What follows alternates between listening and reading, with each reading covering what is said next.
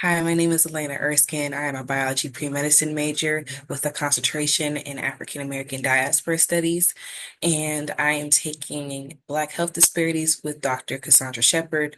And for our final, she has tasked us with picking a problem that is plaguing the Black community of our choice and working with an organization that fights to come against it.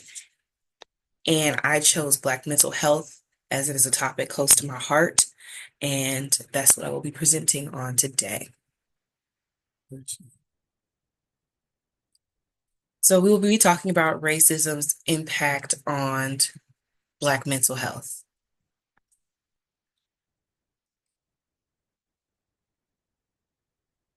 So in this presentation, we do a short introduction slash background on what this topic is, the three impacts racism has, a couple of discussion questions to kind of get a topic or discussion going, and then a call to action using the organization that I chose.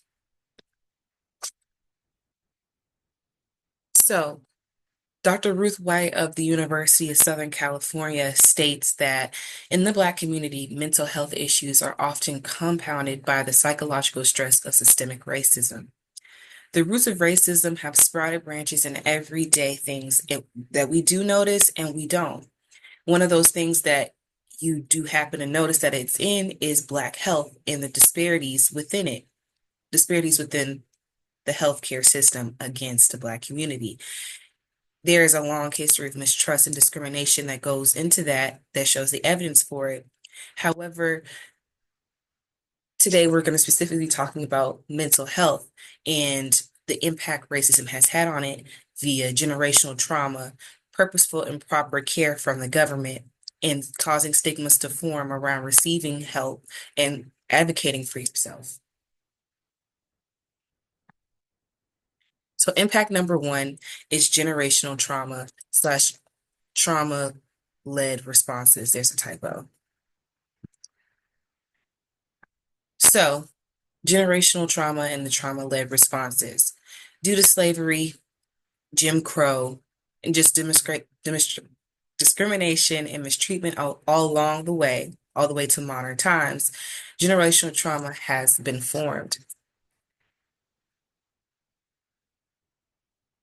A lot of the time, the Black community has just downplayed this generational trauma, you know, using comedic relief to kind of speak on our childhood experience that seemed to be, when you think about it, much more of a community because everybody shares those same memories.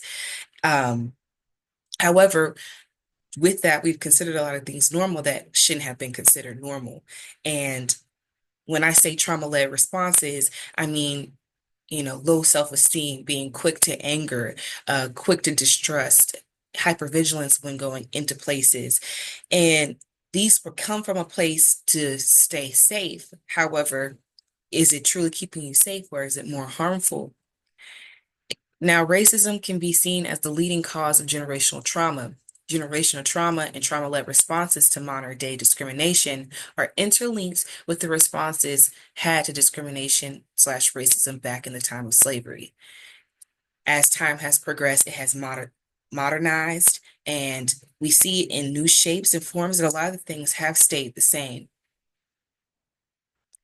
Now, Dr. J. DeGraw in post-traumatic slave syndrome, in this part of the book, she is talking and gives modern day examples of how these problems can be seen within the Black community of downplaying each other's success. And the first example that she uses is about a mother criticizing her child to a Black mother criticizing the achievements and acknowledgments of her Black child when discussing it with another white mother, and how it actually comes into play when you think back on slavery, because a Black mother would have to criticize and downplay the success of their child to make sure that their child doesn't get sold away from them. So she says that in the face of these injuries, those traumatized adapted their attitudes and behaviors in order to simply survive. And these adaptations continue to manifest today. Another part of the quote says that, of the book, says that the legacy of trauma is reflected in many of our behaviors and our beliefs. These behaviors and beliefs may have been necessary for survival at one time, but today they undermine our ability to succeed.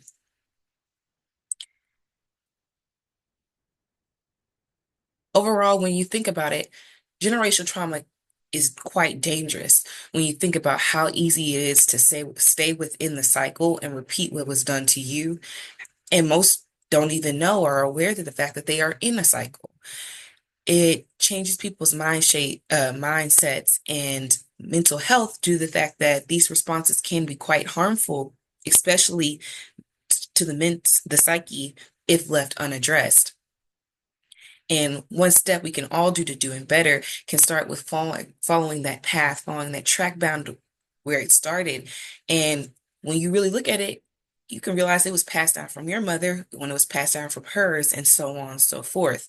And although they were needed at one time because of the fact that during slavery, a survival instinct was had to be maintained to make sure you made it through, a lot of those actions still carried on when that's not something that we're going through today. And although credit is due for making sure that we were able to make it this far, change also needs to happen so that we can continue to press on successfully. Now, impact number two is the improper care given from the government. Now, with how widespread the issue of mental illness is, specifically in the Black community, but overall in the country, with the statistics showing that 1 in 4 Americans have a mental disorder slash mental illness, the government should be offering aid that would be truly beneficial. But the key is that it has to be the right aid.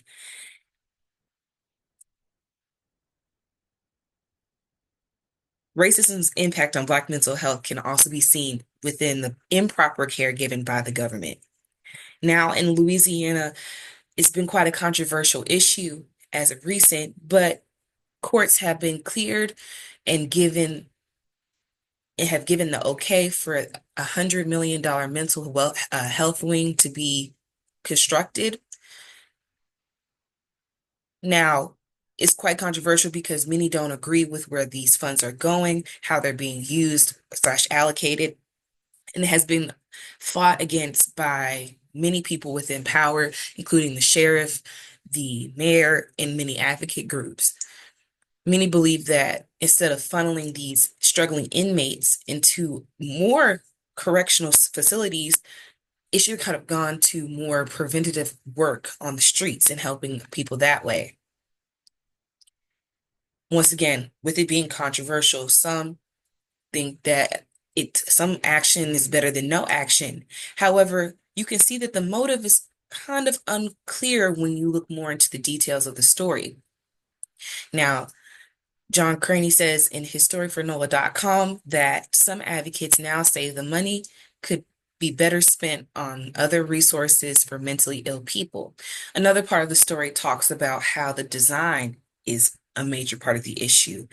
And James Austin said the circular layout of cells is a panopticon design that is now banned in jails across the country, and that will have a negative impact on inmates' health. Many already, as it is, don't acknowledge and get help for the illnesses or issues that they have due to the criminalization of their disorders or illness. And with this funding going into the justice system, specifically incarceration, many are not going. It makes even more of the people in the Black community hesitant to get the help that they need because they see what may happen. Now, it was phrased as a facility that was supposed to help and treat as its main focus, but issues rouse when you look at things that they're skipping and issues that they're looking over, specifically with this panopticon design. Picking a design that was banned in jails already and is known to have a negative impact on health when it's supposed to be a place prospering mental health is changing the motive towards the people who are watching. It doesn't seem as though they're trying to do what's best for helping those who are mentally ill, as it is more about policing. And when you do the lack of proper services, many who are already distrusting the system are not going to get the help they truly need. Um, it gives the impression that you're worried more about prisoners than patients and helping those who really do need it.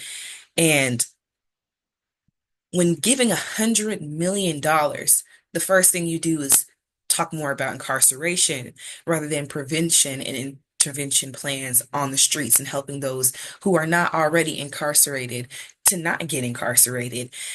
It once again impacts the mental health for helping those who are already on the fence about receiving help to go ahead and just not get it.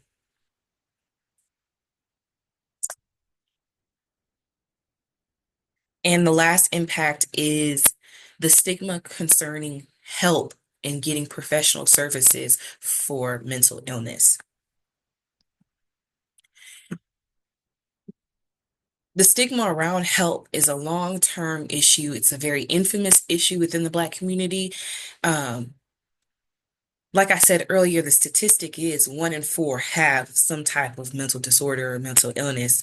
And it's quite a dangerous combination when coupled with the fact that we are known for being one of the least likely to get medical help, especially physical, let alone mental.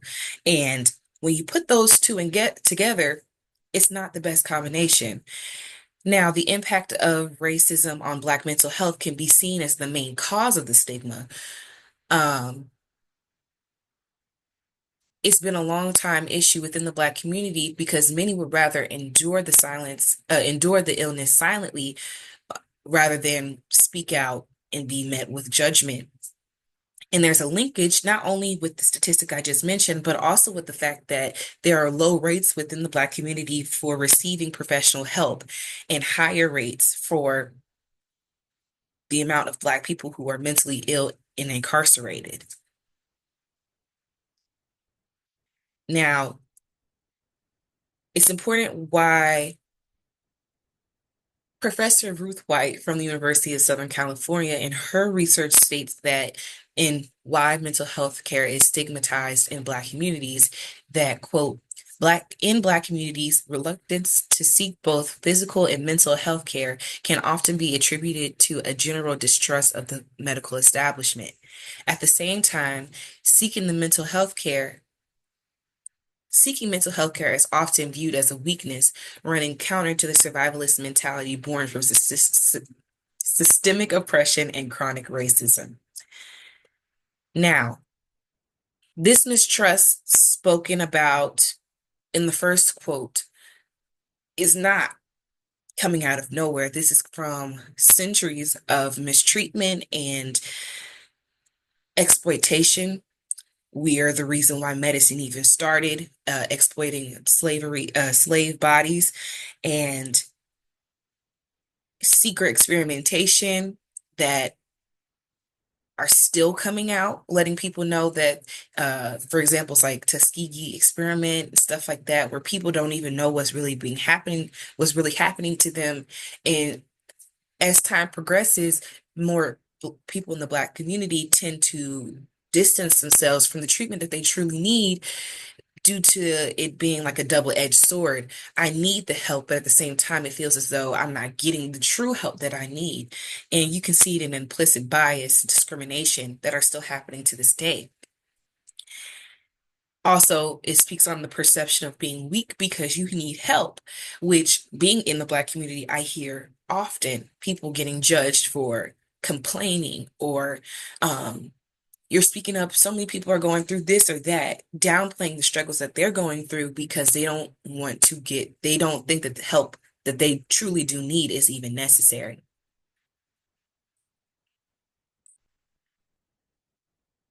From slavery, we haven't been embedded with a survivalist instinct to do what it takes to survive, don't complain, endure. Endure is the common key word that comes to mind when you think about the Black community, and perseverance. However, many don't realize that with perseverance doesn't always have to be a continual struggle.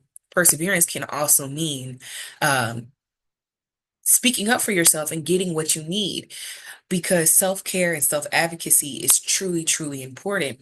And you can't pick to struggle every day, and say that you're persevering and you're being strong when you can be strong when asking for help.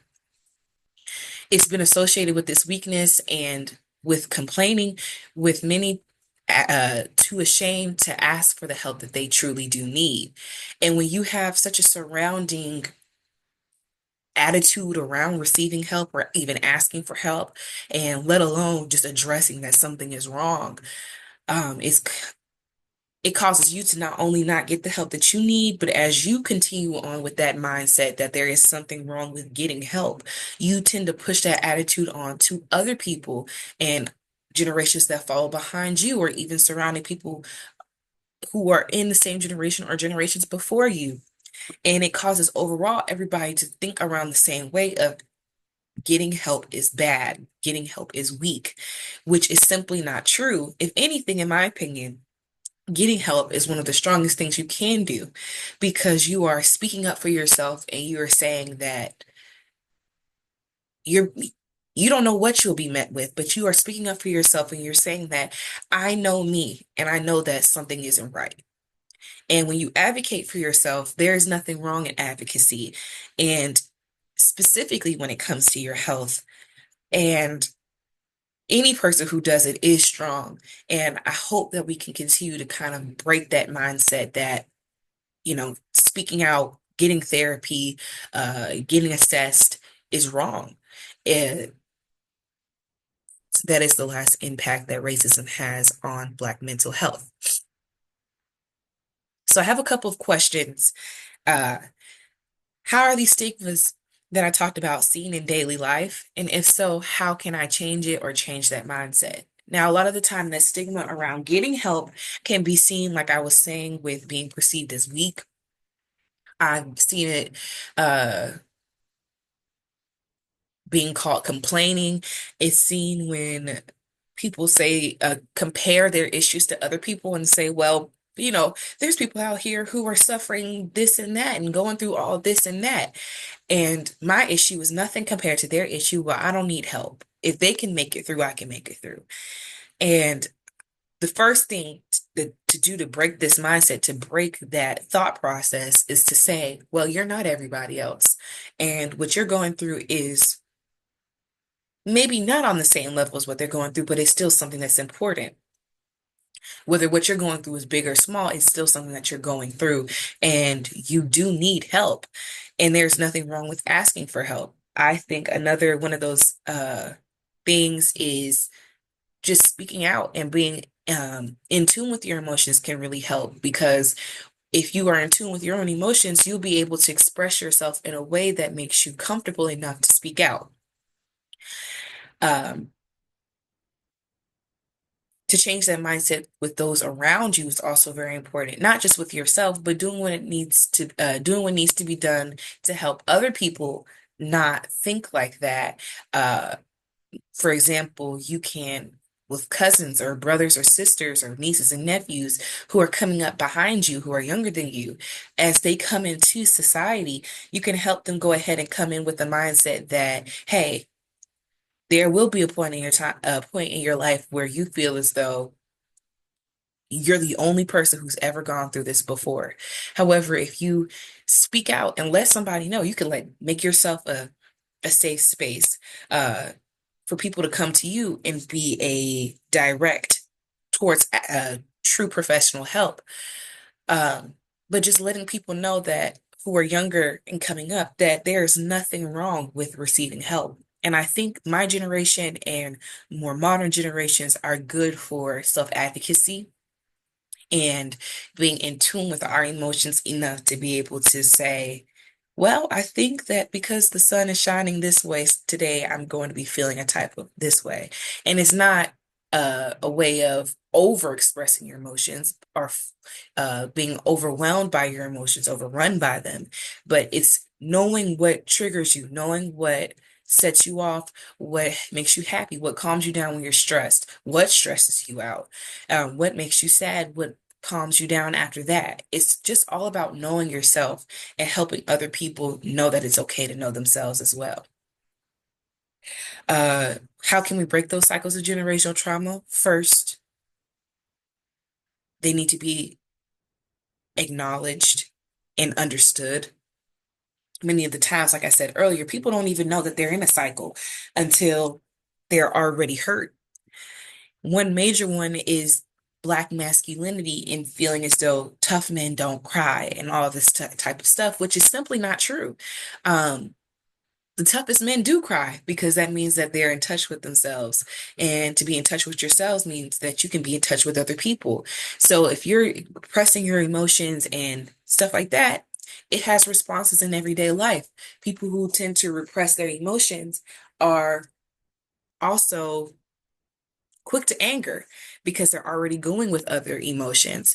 And you can't be for yourself while being for others at the same time. You truly do need to know yourself.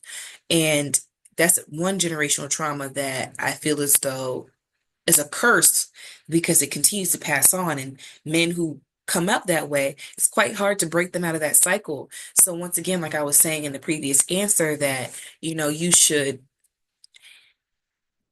help educate those who are younger than you to come up in a way where they don't even know that that is a problem to have, that they're so in touch with themselves that that's not an issue.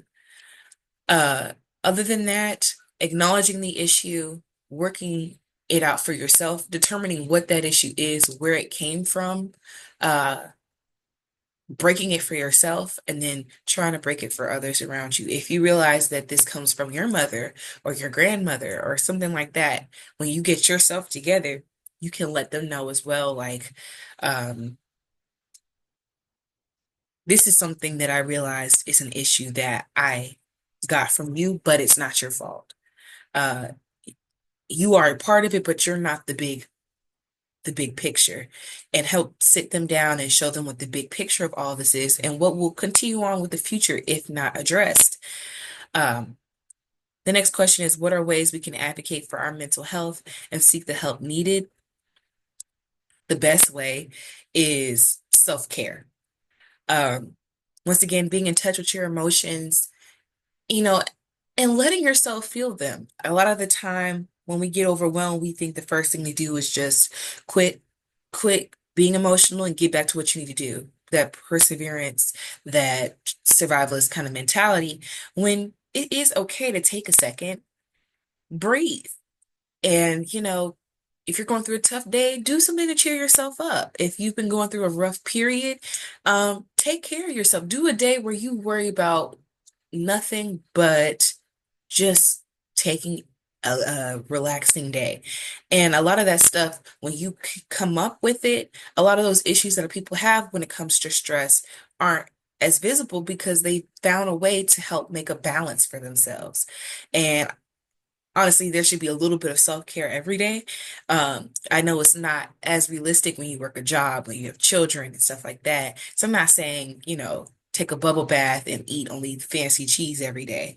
Though if you can, but it's more about finding little things that you can do, devotionals, um, meditation, breathing exercises, yoga, exercising, et cetera, et cetera, things that mean something to you, that will help you feel better.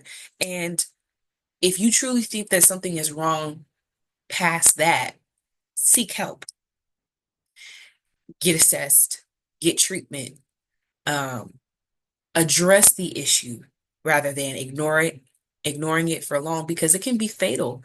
A lot of people suffer in silence to the point where they're not even here anymore. And that's not something that should be ignored. It definitely is an issue that needs to be addressed loud. You don't have to tell everybody that you need help. Go, if you can, if you're old enough, go on your own to get help and, talk with a family member or talk with a friend who really is your confidant, your closest, that you feel comfortable enough expressing it to if you're younger, because, can't always get help when you're under the age of 18. But if you speak to a trusted adult, if you speak to somebody who you know is your best cheerleader, I promise you, seek the help needed and a change will be seen. Why is this topic even necessary? Why is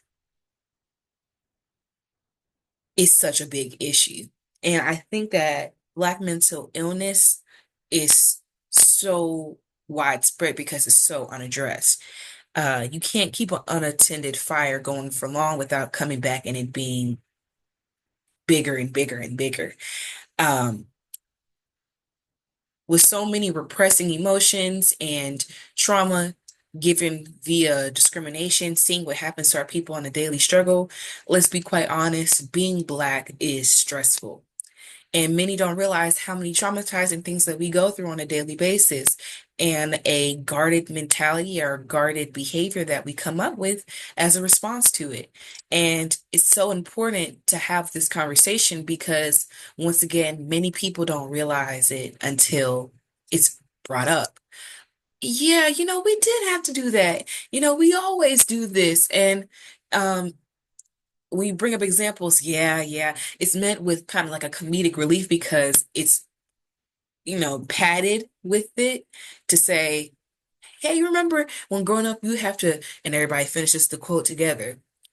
It's important that there is a sense of unity to notice, okay, well, this is a unified experience. This is a Black collective experience. However, if it's coming from a bad place and it has harmful effects, we can address the unity, but within that same unity, we need to come together to get more help.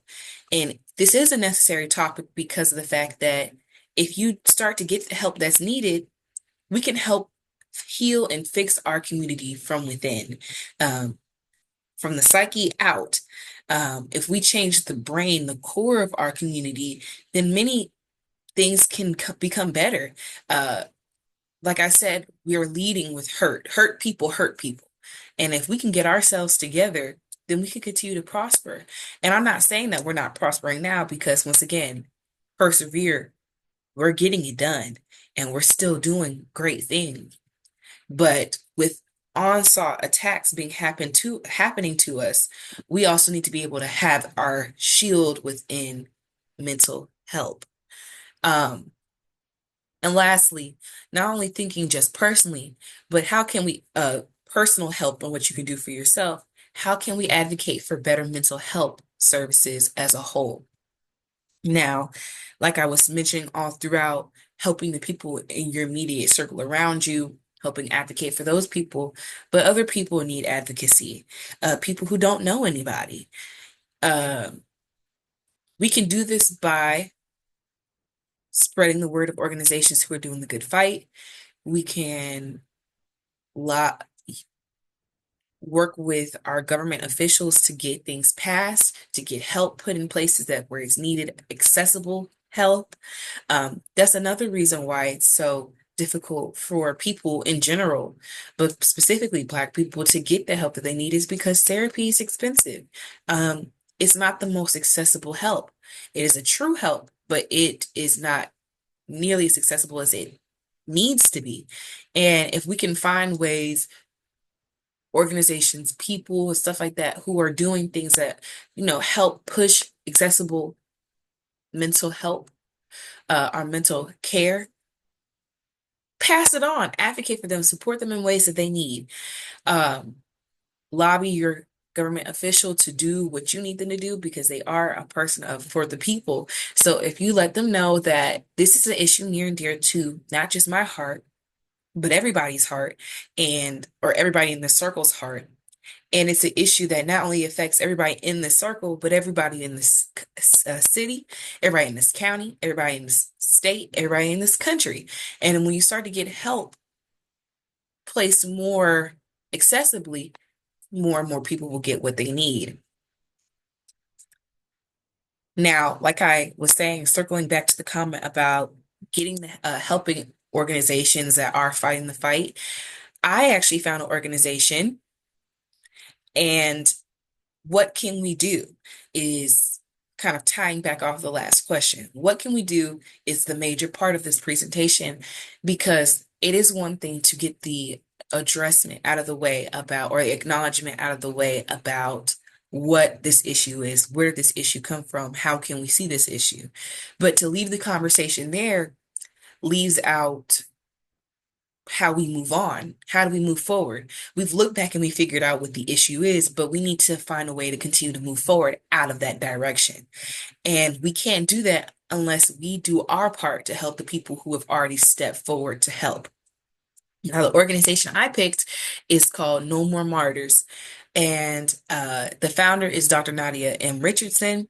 The director of community outreach is Lanata Williams. The mental health advocate is Tiffany Elliott, Chandrika L. Cook. Another mental health advocate is Lisa Daughtry and Dr. Kenya Goodson. So this organization is known for working with Black women on getting the help that they need and finding the help that they need and acknowledging that they do need help. And I think it's so important, and it's near and dear to my heart because as a Black woman, I see on a day-to-day basis how different our struggle is from every other person from every other walk of life. And it's important for us to prioritize ourselves because we are seen as a nurturer for everybody else.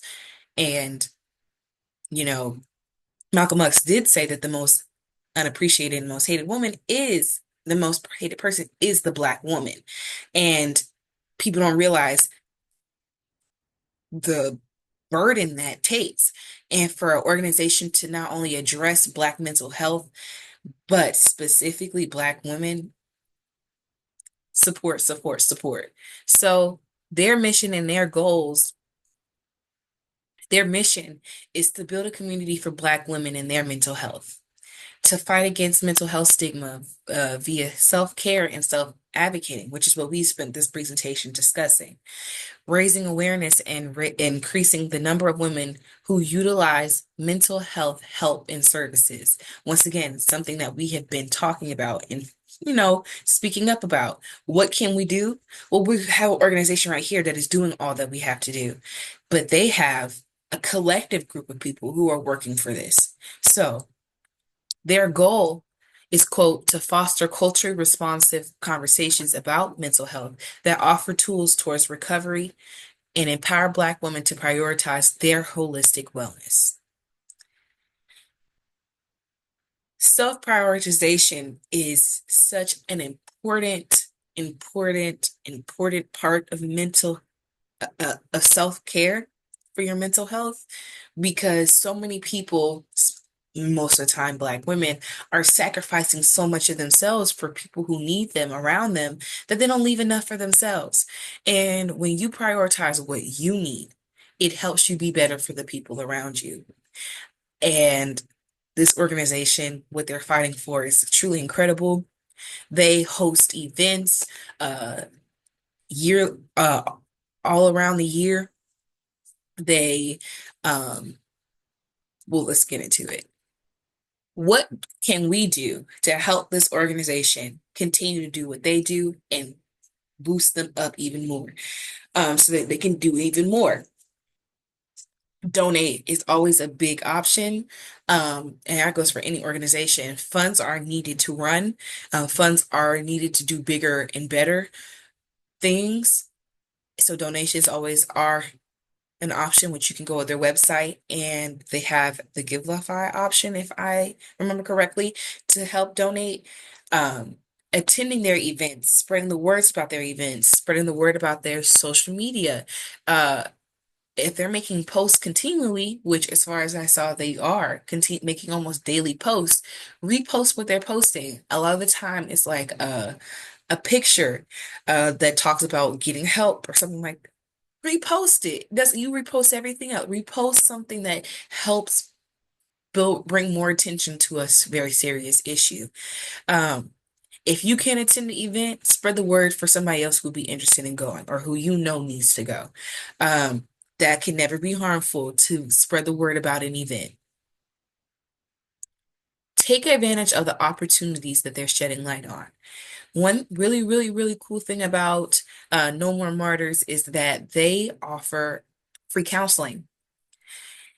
And they are another way to help. They are looking for more licensed counselors to join their team. They're looking for interns to join their team. So if you want to get even more into the fight, if you want to do even more than just support, you want to collaborate, go to their website. They have a link for that. But do what you can. If you know that, you know, I want to help, but I'm not sure I could be that committed, stick with the donations and the attending and the spreading the word. But if you can do more, do more. Become the help that you want to see, become the change that you want to see. So they offer free counseling, which when we were talking about getting accessible care, boom, this is one of those ways that we can get accessible care and help help make getting help more mainstream. Um, Also, lastly, help advocate for others. They have a section on their page where they talk about getting your state free counseling and getting that change seen nationwide, which their focus is Alabama at this moment, which is also what they were brought to my attention. We're from the same city. However, if you want your state to get the help that they need, advocate, help. Go to the website, click on the link. They have a whole thing for that. But do your part. If you can't, if you want to do more than just donations, spreading the word and attending, but you're not gonna be able to be committed enough to join the team, or you don't have the eligibility to join the team, start in the middle. Advocacy. There's nothing wrong with being an advocate for others to turn around and say, you know what? I know that this person needs help. Let me do my part. Turn around and helping pull somebody else up. It's, shouting out to other people to help them help you. So if you're the one person that advocates and you help tell other people to advocate and you get a support and more support, we can start seeing the change that we want. I think it's just a amazing organization. They're doing amazing stuff, amazing events, and they're helping Black women. And that is something I absolutely love and look up to. And yeah, these are the resources that I used. And